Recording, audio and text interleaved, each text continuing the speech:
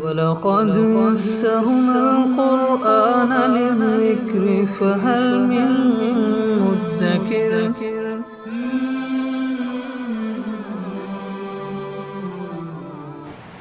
سورة القارعة اعوذ باللہ من الشیطان الرجیم بسم اللہ الرحمن الرحیم القارعہ یاد کرو وہ واقعہ جو دل کو دہلا کر رکھ دے گا۔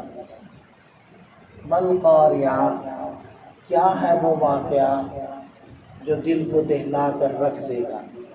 وما ادراک مل قارعہ اور تمہیں کیا معلوم کہ وہ کیا ہے واقعہ جو دل کو دہلا کر رکھ دے گا۔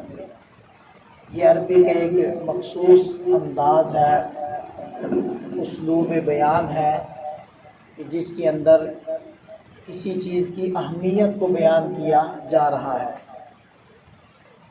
اور اس سے مراد ہے قیامت۔ قیامت انتہائی ہولناک ہوگی جو دلوں کو دہلا کر رکھ دے گی۔ اور مزید اس کو بیان فرمایا کہ یوم یکون الناس کالفراش المبثوث، جس دن کے لوگ بکھرے ہوئے پتنگوں کی طرح ہوں گے یا بکھرے ہوئے پروانوں کی طرح ہوں گے۔ اس میں ایک تو اشارہ ہے اس بات کی طرف کہ جیسے پروانے بکثرت آتے ہیں، اسی طرح قیامت کے دن اولین آخرین سب جمع ہوں گے، پوری خلقت جتنی بھی حضرت آدم علیہ السلام کی اولاد ہے وہ موجود ہو۔ دوسرا دیکھیں کہ یہ پروانے کمزور ہوتے ہیں، اسی طرح اس دن انسان کمزور ہوگا، یہ سارے بھی آپس میں اکٹھے ہو جائیں، مل جائیں تو وہ کچھ بگاڑ نہیں سکیں گے، اللہ تعالیٰ کے مقابلے میں ان کی کوئی حیثیت نہیں ہوگی۔ ایسے تو دنیا کے اندر بھی کوئی کچھ نہیں کر سکتا، البتہ یہ ہے کہ دنیا میں کچھ نہ کچھ بندے کو اختیار اللہ تعالیٰ نے دیا ہے عمل کا، وہ کل قیامت کے دن تو پھر عمل کا موقع ہی ختم ہو چکا ہوگا۔ اور اسی طرح جیسے پتنگے کوئی دائیں کو اڑ رہا ہے، کوئی بائیں کو اڑ رہا ہے، بالکل اسی طرح قیامت کے میدان میں انسان بھی حیران پریشان ہوں گے، الا یہ کہ جن کو اللہ تعالیٰ نے ایمان کی دولت دی تھی وہ مطمئن ہوں گے، کیونکہ ان کو تو پہلے سے پتہ ہے کہ کیا ہوگا، کیسے ہوگا، اور ویسے بھی ایمان کی دولت کی وجہ سے، عمل صالح کی وجہ سے اللہ تعالیٰ ان کو قلبی اطمینان عطا فرمائیں گے۔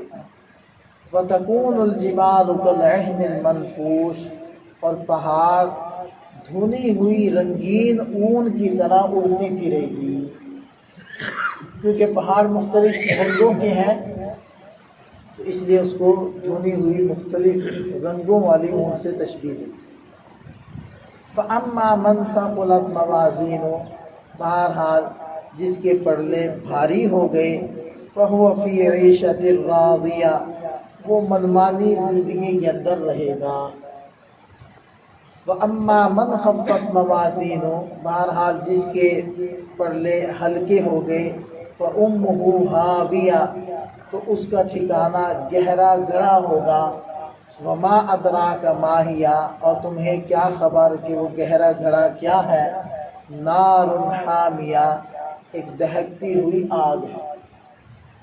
اس صورت کا جو مین مرکزی نقطہ ہے وہ ہے اعمال کا وزن، اور یہ حق ہے کہ اللہ تعالیٰ میزان کے اندر انسانوں کے اعمال کو تولے گا۔ مفسرین فرماتے ہیں کہ یا تو اس کی مراد یہ ہوگی کہ نامہ اعمال کو تولا جائے، یا پھر اس کی مراد یہ ہے کہ اعمال ہی کو تولا جائے۔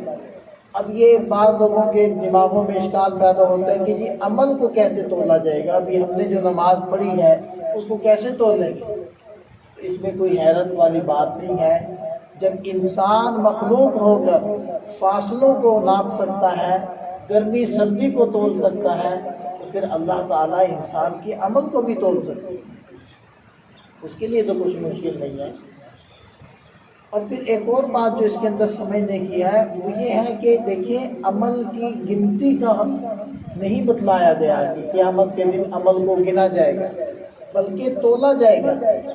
اور عمل کے اندر جو وزن ہے وہ اخلاص اور اتباع سنت کی وجہ سے پیدا ہوگا۔ جتنا اخلاص ہوگا عمل میں اور جتنا اتباع سنت ہوگا اتنا ہی عمل وزنی ہوگا، اور جتنا عمل ان چیزوں سے دور ہوگا اتنا ہی ہلکا ہو جائے گا۔